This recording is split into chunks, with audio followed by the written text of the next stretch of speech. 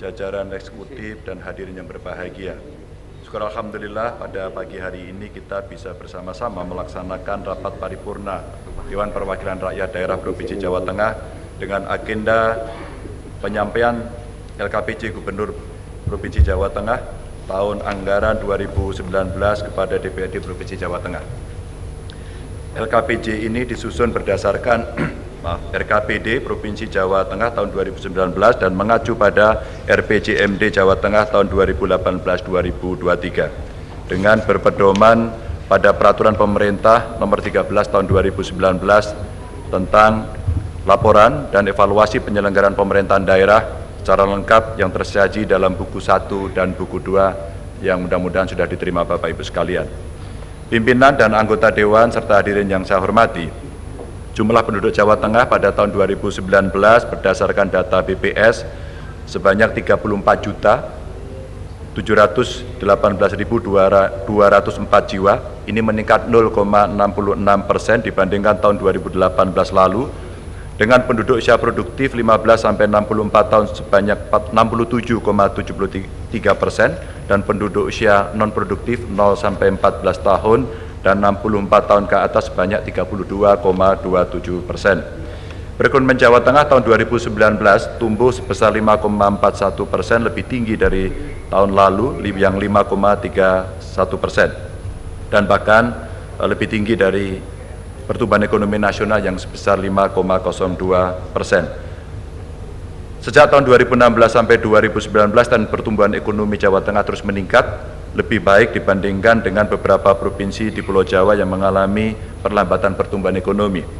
Tingkat inflasi yang ada di Jawa Tengah tahun 2019 sebesar 2,81%, sedikit lebih rendah dibandingkan tahun sebelumnya dan lumayan terkendali.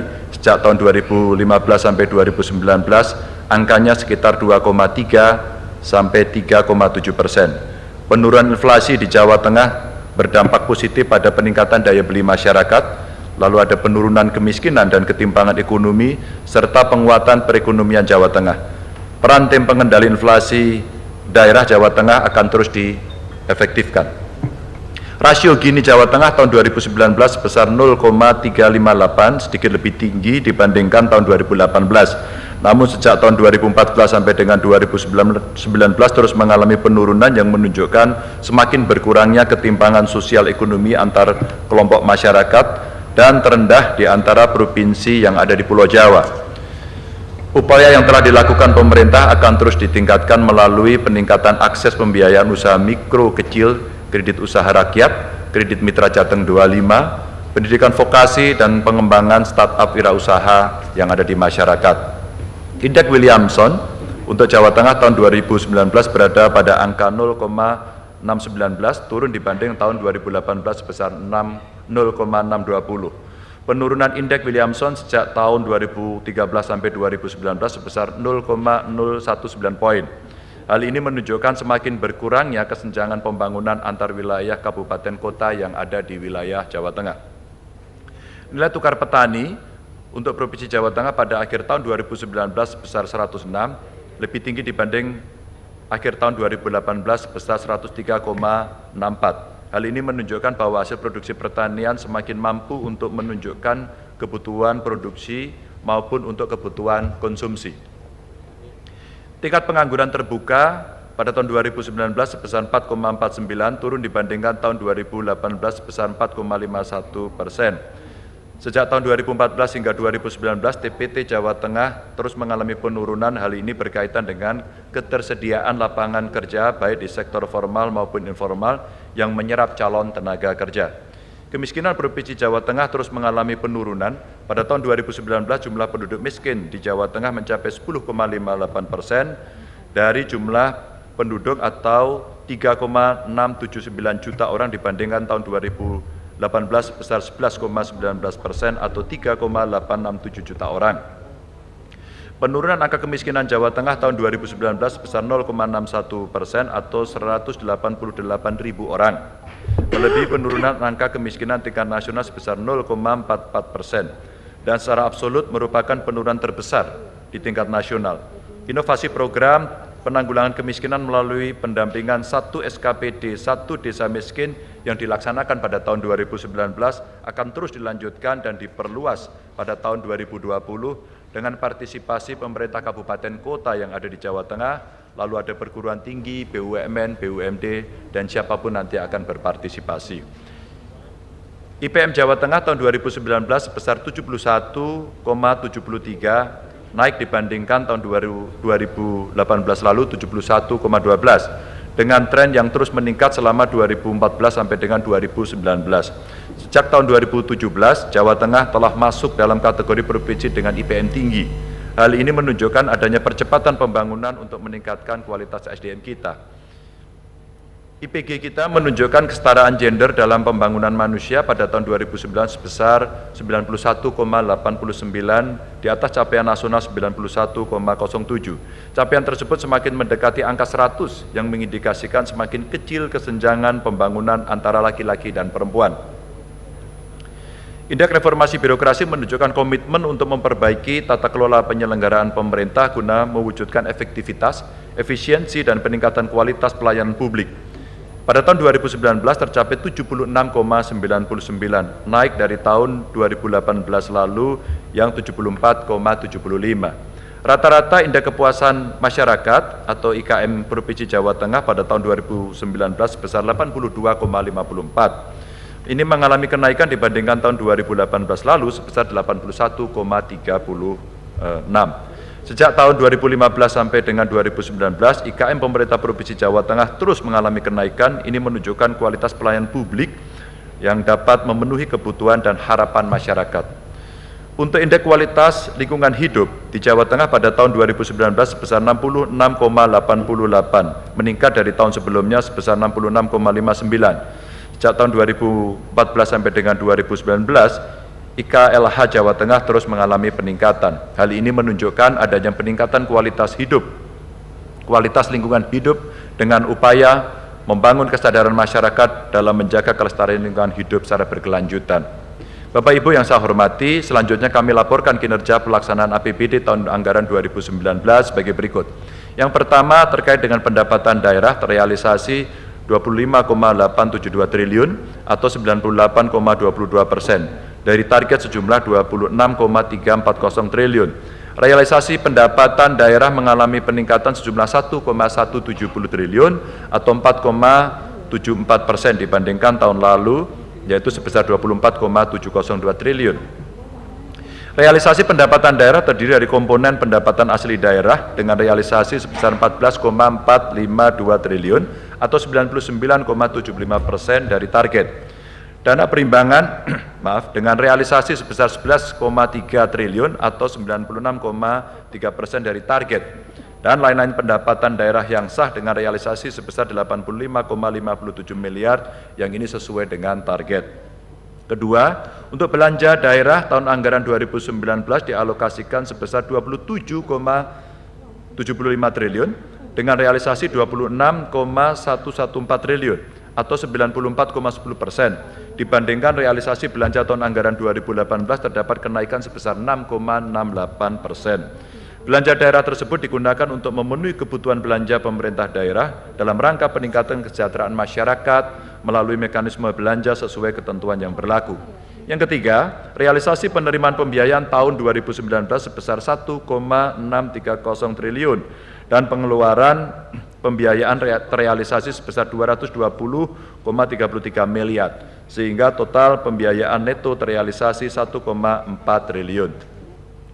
Bapak Ibu yang sangat saya hormati, visi pembangunan daerah Provinsi Jawa Tengah yaitu menuju Jawa Tengah yang sejahtera dan berdikari, tetap boten korupsi, boten ngapusi. Visi ini dijabarkan dalam 4 misi pembangunan. Adapun tingkat capaian masing-masing misi tahun 2019 yang lalu dapat digambarkan melalui capaian kinerja, tujuan, dan sasaran daerah. Dengan mengacu pada Peraturan Menteri Dalam Negeri Nomor 86 Tahun 2017 tentang tata cara perencanaan, pengendalian, dan evaluasi pembangunan daerah, tata cara evaluasi rencana peraturan daerah tentang RPJPD dan RPJMD, serta tata cara perubahan RPJPD, RPJMD, dan RKPD dikategorikan ada 5 tingkat ketercapaian, yaitu sangat tinggi, lebih dari atau sama dengan 91%, yang tinggi 76 sampai 90 yang sedang 66% sampai 75,99%, yang rendah 51 sampai 65,99%, dan yang sangat rendah kurang dari atau sama dengan 50,99%. Untuk misi pertama yang membangun masyarakat Jawa Tengah yang religius, toleran, guyup, untuk menjaga NKRI, misi ini didukung oleh 3 indikator, yaitu persentase penurunan konflik SARA, indeks toleransi, dan persentase tindak pidana yang ditangani. Semua indikator tersebut tingkat ketercapaiannya sangat tinggi. Hal tersebut dapat diwujudkan melalui sinergi penanganan berbagai konflik, bahaya laten terorisme, radikalisme, dan tindakan intoleransi lainnya, serta meningkatkan kapasitas masyarakat dalam kesadaran hukum dan kewaspadaan untuk memelihara kondusivitas yang ada di wilayah Jawa Tengah. Misi kedua mempercepat reformasi birokrasi yang dinamis serta memperluas sasaran sampai tingkat kabupaten kota. Misi ini didukung 8 indikator, antara lain indeks reformasi birokrasi, opini BPK, indeks SPPE, dan nilai SAKIP. Seluruh indikator tingkat ketercapaiannya sangat tinggi. Upaya meningkatkan efektivitas, efisiensi, dan akuntabilitas kinerja aparatur pemerintah dilakukan antara lain dengan penerapan birokrasi yang semakin casual, serta mendorong peningkatan kualitas pelayanan publik. Misi ketiga adalah memperkuat kapasitas ekonomi rakyat dan membuka lapangan kerja untuk mengurangi kemiskinan dan pengangguran. Misi ini didukung 19 indikator, antara lain angka kemiskinan, indeks Gini, dan pertumbuhan ekonomi. Tingkat ketercapaian indikator 14, indikator kinerja sangat tinggi. 3 indikator kinerja dengan tingkat ketercapaian tinggi, sementara 2 indikator kinerja tingkat ketercapaiannya masih sangat rendah. Upaya yang telah dilakukan antara lain melalui bantuan kepada masyarakat miskin, serta menggerakkan ekonomi rakyat melalui kemudahan akses modal dan usaha. Di samping itu juga ada pengembangan kawasan industri, serta terus meningkatkan pembangunan infrastruktur di seluruh wilayah. Misi keempat, menjadikan rakyat Jawa Tengah yang lebih sehat, lebih pintar, lebih berbudaya, dan mencintai lingkungannya. Misi ini didukung 10 indikator, antara lain indeks pembangunan manusia atau IPM, indeks pembangunan gender atau IPG, dan indeks kualitas lingkungan hidup atau IKLH. Tingkat ketercapaian seluruh indikator sangat tinggi. Hal tersebut diwujudkan antara lain melalui peningkatan akses dan kualitas pelayanan kesehatan dan pendidikan, mendorong pembangunan kebudayaan melalui pendidikan karakter, pelestarian kearifan lokal, dan lingkungan hidup. Pimpinan dan anggota Dewan hadirin yang sangat saya hormati, sesuai dengan Peraturan Gubernur Jawa Tengah Nomor 66 Tahun 2018 tentang RKPD Provinsi Jawa Tengah Tahun 2019, dan sebagaimana telah diubah dengan Pergub 27 Tahun 2019, yang semuanya diarahkan pada upaya peningkatan daya saing daerah melalui pemerataan pembangunan dan pemanfaatan IPTEK. Guna percepatan pencapaian tujuan pembangunan daerah tersebut, telah ditetapkan 7 prioritas program pembangunan daerah dengan tingkat ketercapaian sebagai berikut. Prioritas pertama, penanggulangan kemiskinan, dilaksanakan melalui 14 program dengan 49 indikator. Adapun tingkat ketercapaian seluruh indikator atau 100%, dan ini sangat tinggi. Upaya dilakukan antara lain penguatan kolaborasi peran struktur pemangku kepentingan, perluasan sasaran penguatan basis data, dan pendampingan desa miskin yang berkelanjutan. Untuk prioritas kedua, penguatan daya saing ekonomi daerah dilaksanakan melalui 34 program dengan 95 indikator kinerja. Tingkat ketercapaian kinerja menunjukkan 89 indikator kinerja atau 93,68% adalah sangat tinggi. 3 indikator kinerja atau 3,16% adalah tinggi, dan hanya 3 indikator kinerja atau 3,16 rendah dan sangat rendah. Penguatan daya saing ekonomi daerah akan terus dilakukan melalui peningkatan kualitas, kontinuitas, dan inovasi produk daerah. Untuk prioritas ketiga, peningkatan kualitas hidup dan daya saing SDM dalam rangka mendukung bonus demografi, ini dilaksanakan melalui 30 program dengan 324 indikator kinerja.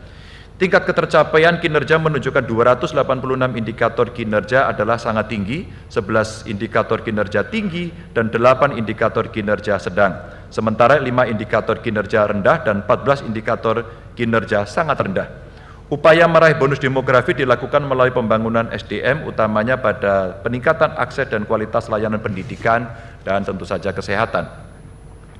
Prioritas keempat, pengelolaan sumber daya alam dan lingkungan hidup serta penanggulangan bencana dilaksanakan melalui 10 program dengan 99 indikator kinerja. Adapun tingkat ketercapaian kinerja ditunjukkan dengan 96 indikator kinerja. 96 diantaranya predikatnya sangat tinggi, 2 indikator kinerja rendah dan 1 indikator sangat rendah. Upaya yang dilakukan melalui peningkatan pengelolaan sumber daya alam dan lingkungan hidup dari hulu ke hilir serta penanggulangan bencana berbasis pengurangan risiko bencana. Prioritas yang kelima, perwujudan ketahanan pangan dan energi. Ini dilaksanakan melalui 5 program dengan 43 indikator kinerja yang tingkat ketercapaian alhamdulillah seluruhnya 100%. Dan ini semuanya sangat tinggi. Upaya yang akan terus dilakukan yaitu peningkatan kualitas dan aksesibilitas pangan, pemerataan energi, serta pengembangan energi baru terbarukan. Untuk prioritas ke-6, pengurangan kesenjangan wilayah dilaksanakan melalui 8 program dengan 60 indikator kinerja. Tingkat ketercapaiannya seluruhnya adalah sangat tinggi.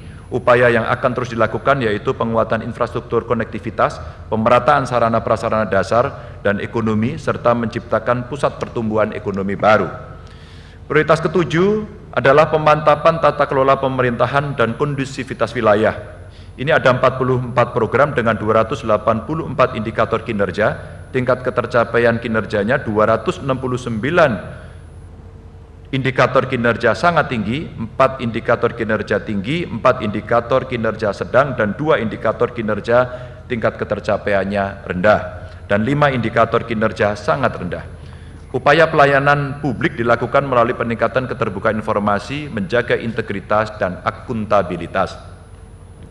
Bapak Ibu yang sangat saya hormati, indikator kinerja utama perangkat daerah diukur dari ketercapaian IKU yang sudah ditetapkan oleh masing-masing perangkat daerah. Tahun 2019 lalu terdapat 154 IKU pada 41 perangkat daerah dengan tingkat ketercapaian kinerja sebagai berikut: 145 IKU sangat tinggi, 5 IKU tinggi, 2 IKU rendah, dan 2 IKU sangat rendah.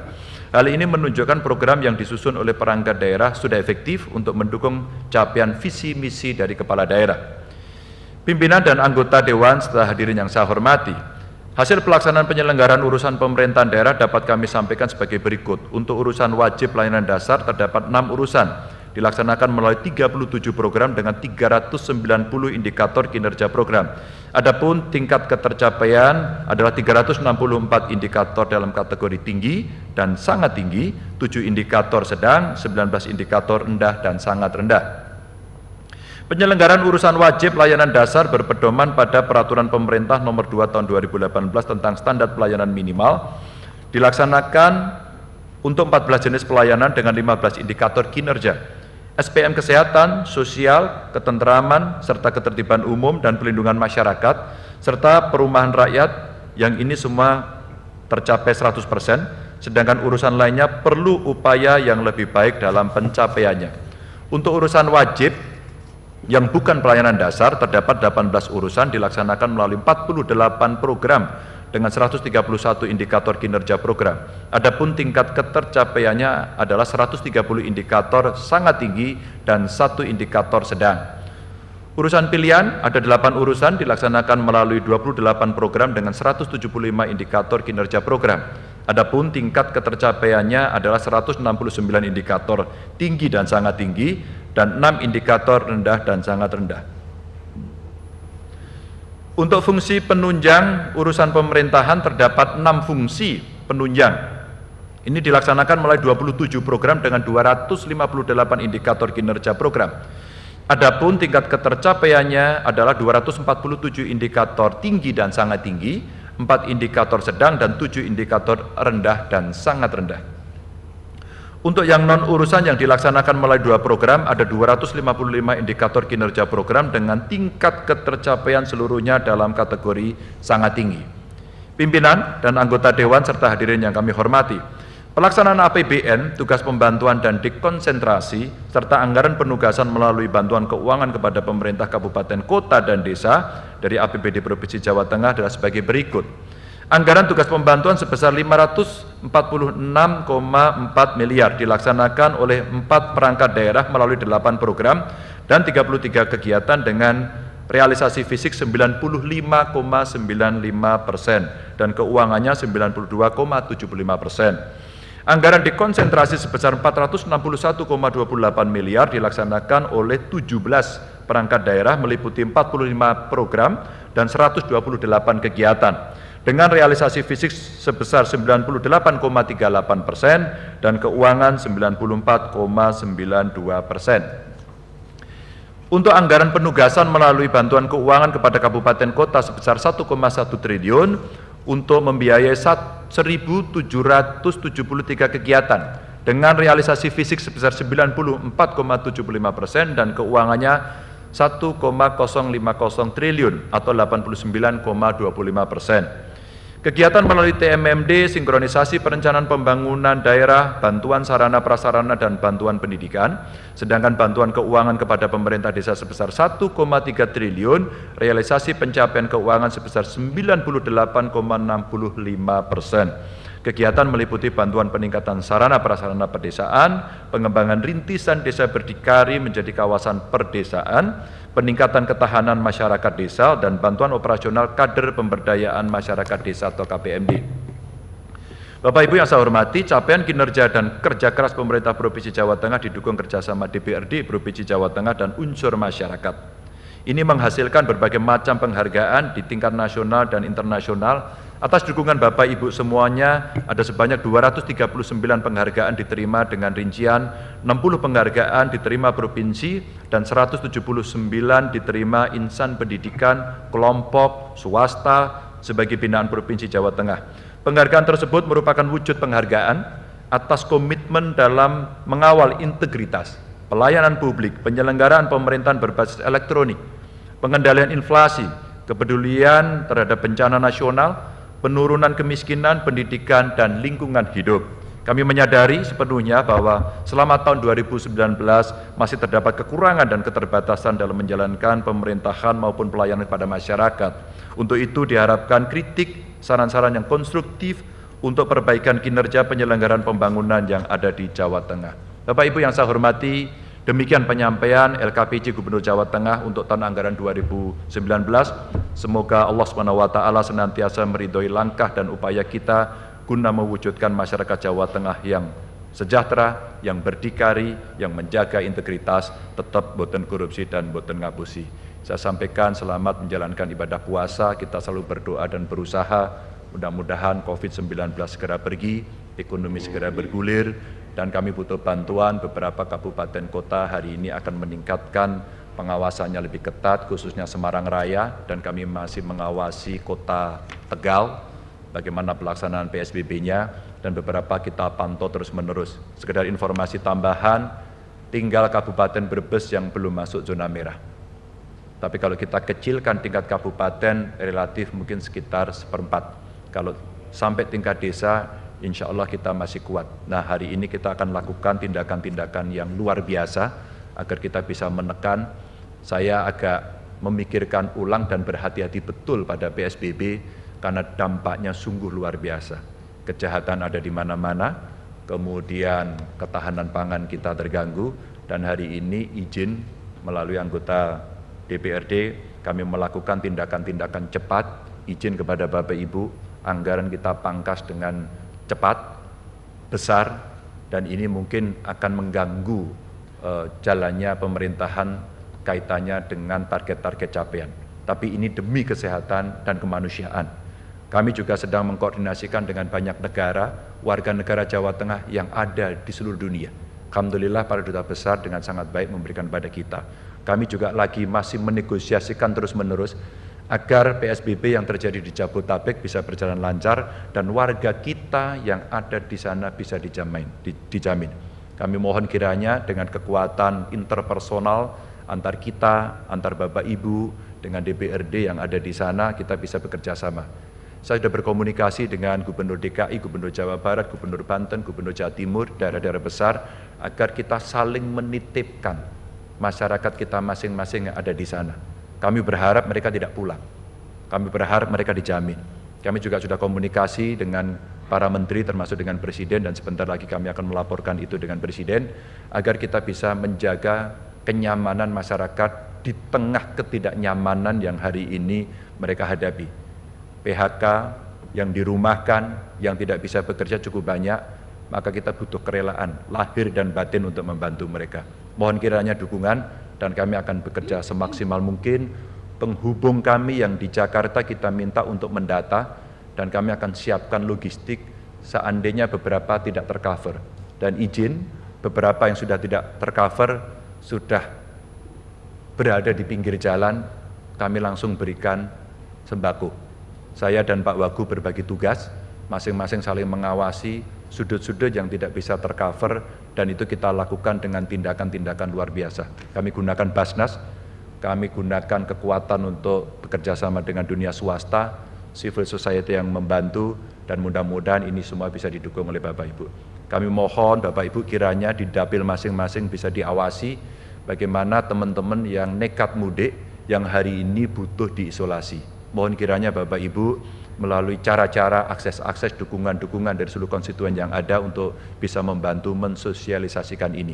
Kami mendorong program Jogotongo. Jogotongo itu levelnya adalah RW, di mana di RW itu harapannya semua akan bisa mencatat yang keluar masuk, kelompok rentan yang sepuh dan balita, mereka yang penyandang disabilitas, dan kebutuhan masyarakat khususnya pangan. Kami berharap di setiap Jogotongo atau RW ada lumbung pangan. Gerakan gotong royong mesti kita dukung agar tidak terjadi iriisme, karena iriisme ini bahaya dan ini bisa menimbulkan konflik sosial. Kami mohon kiranya Bapak Ibu bisa membantu ini. Kami sedang negosiasi agar bantuan dari pemerintah khususnya yang dari Kemensos dan dari dana desa besarannya, indeksnya bisa disamakan agar tidak terjadi iri-irian. Dan jika nanti ini sudah selesai, kami mohon Bapak Ibu bisa membantu pengawasannya di daerah agar bisa sesuai. Itu yang bisa saya sampaikan. Saya doakan Bapak Ibu sehat selalu. Assalamualaikum warahmatullahi wabarakatuh. Waalaikumsalam warahmatullahi wabarakatuh.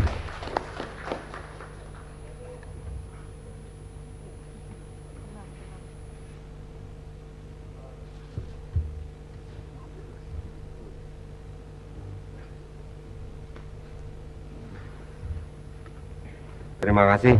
Demikian tadi telah kita ikuti bersama penyampaian LKPJ Gubernur. Anggota Dewan dan hadirin yang berbahagia, sebelum kami tutup perlu kami sampaikan bahwa surat edaran Gubernur menindaklanjuti surat keputusan bersama Menteri Keuangan dan Menteri Dalam Negeri serta keputusan Presiden, maka sampai dengan batas terakhir tanggal 24 kemarin yang bisa digunakan hanya belanja yang sifatnya rutin, langganan seperti listrik, PDAM, terus kemudian belanja pegawai, non-ASN, belanja jasa keamanan, belanja GTT, PTT, belanja BPJS, belanja operasional panti, dan belanja obat. Selain itu akan sementara dinolkan dulu, dihitung kembali. Sehingga setelah paripurna ini kami berharap bisa bertemu dengan TAPD di lantai 2. Ini informasi dari kami. Dengan demikian maka kita akan mendukung program, teman-teman DPRD ini akan mendukung program eksekutif tentang pencegahan maupun recovery tentang dampak daripada virus corona. Dan sampai perhitungan yang terakhir kemarin tanggal 20 sampai dengan 29 Mei, anggaran yang kita pangkas di DPRD sudah sekitar 20 M.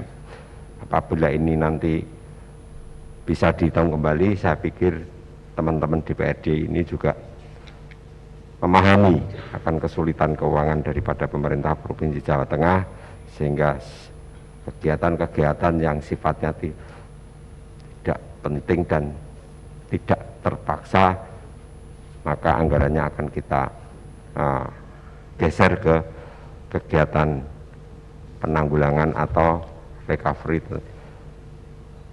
dampak daripada COVID-19. Perlu kami sampaikan untuk membahas laporan keterangan pertanggungjawaban Gubernur Jawa Tengah tahun 2019 akan diputuskan dalam rapat Badan Musyawarah tanggal 4 Mei 2020. Demikian dengan mengucap syukur alhamdulillahirrahmanirrahim, rapat paripurna DPRD Provinsi Jawa Tengah masa persidangan kedua tahun sidang 2020 secara resmi kami nyatakan ditutup. Wassalamualaikum warahmatullahi wabarakatuh. Hadirin dimohon berdiri. Menyanyikan bersama lagu Baginda Negeri.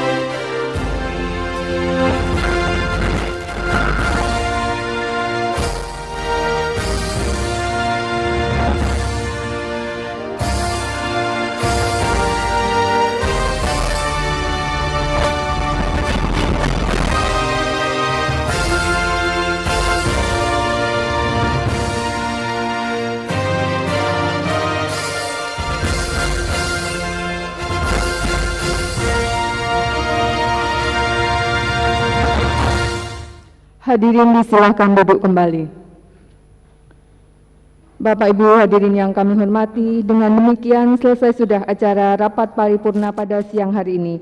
Atas perhatian Bapak Ibu diucapkan terima kasih. Wassalamualaikum warahmatullahi wabarakatuh.